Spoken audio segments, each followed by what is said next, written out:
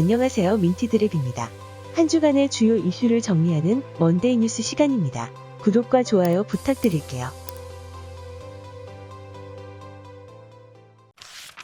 9월 말 가상화폐 거래소 신고 기한을 앞두고 거래소 줄 폐업이 예상됨에 따라 피해 가능성이 있는 투자자만 60만 명이 넘을 것으로 추산되고 있습니다. 왜 거래소들의 줄 폐업을 예상하고 있는 것일까요?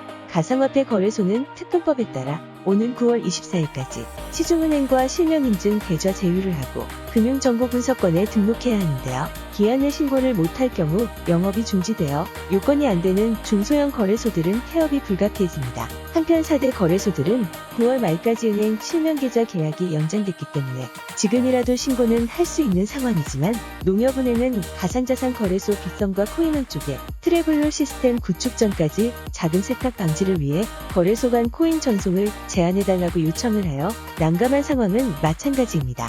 거래소 간 코인 전송을 제한하게 되면 고객이 이탈할 우려가 발생하고 그러자고 은행 요구를 거절하자니 실명계좌 제휴 계약 연장에 차질이 생길 수 있기 때문입니다.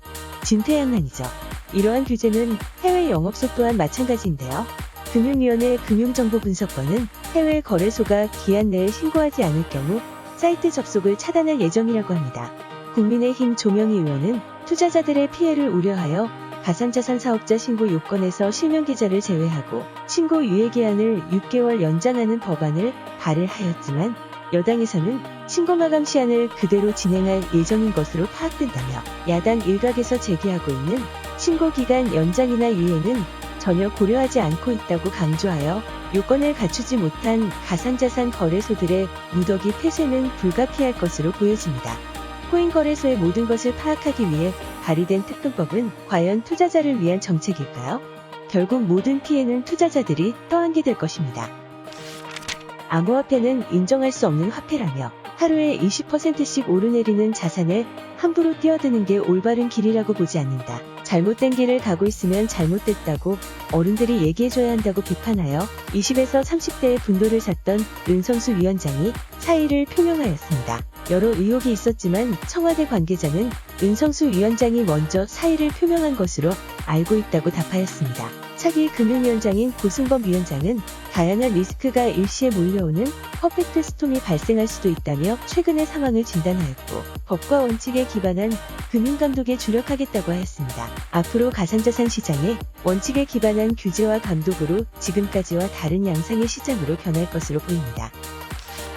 비트코인 캐시의 하드포크로 탄생한 비트코인 SV가 대규모 해킹 공격을 받았다는 소식입니다. 바로 51% 공격에 노출되었는데요. 51% 공격이란 블록체인의 전체 네트워크에서 50%를 초과하는 해시파워를 확보한 뒤 암호화폐 보안을 무력화시키는 해킹 공격입니다. 우리가 보안에 굉장히 강하다고 믿었던 암호화폐가 무력한 모습을 보이며 허점이 많이 드러난 사건이었습니다. 다음은 해외 소식입니다. 미국 중앙은행인 연방준비제도 핵심 인사가 지난 2일 테이퍼링 일정까지 구체적으로 언급함에 따라 긴축정책 가동이 초입기에 들어갔다는 해석이 나오고 있습니다. 오는 8, 9월에 각각 80만 개 일자리가 증가된다면 테이퍼링 조건이 충족된다고 언급하여 앞으로 미국의 신규 고용에 많은 눈이 쏠리고 있습니다. 금리 인상에 대해 이토록 민감한 이유는 금리가 인상되면 양적 완화로 풀어졌던 달러가 회수되면서 불안정자산인 비트코인보다는 안전자산으로 몰리게 되고 비트코인 가격의 하락으로 이어질 수 있기 때문입니다. 본격적인 금리 인상은 내년부터지만 지금부터 미리 대비를 해야 할 것입니다. 우리나라와 마찬가지로 미국도 영끌 내 집 마련이 이슈인데요. 코로나 극복을 위해 내놓은 정부의 경기 부양책이 주택 구매, 신용카드 사용 등을 부추긴 결과라 할 수 있습니다. 조엘 스컬린 뉴욕 연준 미시경제데이터센터장은 이날 성명에서 주택시장 과열로 모기지 대출이 천정부지로 치솟고 있다며 모기지 대출에는 상환 유예기간이 끝나면 재정적 어려움에 처하기 쉬운 200만 명이 포함됐다는 것을 잊지 말아야 한다고 지적하였습니다. 앞으로 다가올 금리 인상에 과연 어떻게 대처해야 할지 생각해야 할 때인 것 같습니다. 지금까지 먼데이 뉴스였습니다. 감사합니다.